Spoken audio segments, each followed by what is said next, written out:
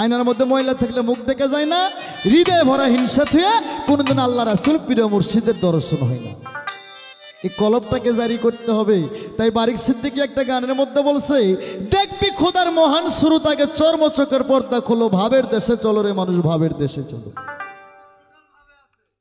হ্যাঁ বাবা, কিন্তু এই চর্মচকের পর্দা খুলতে হবে।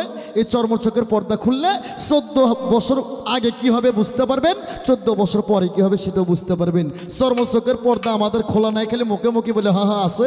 যদি খোলা থাকতো এই 5 মিনিট আগে যে কথা বলছে সেই কথা তাহলে কেউ মনে বাঁচত না।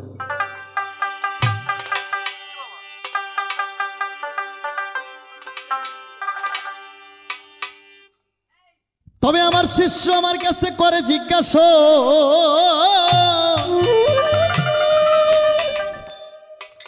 প্রশ্নটার জবাব আমি করছিলাম কিন্তু আমার শিষ্যর হয়তো মনে নাই।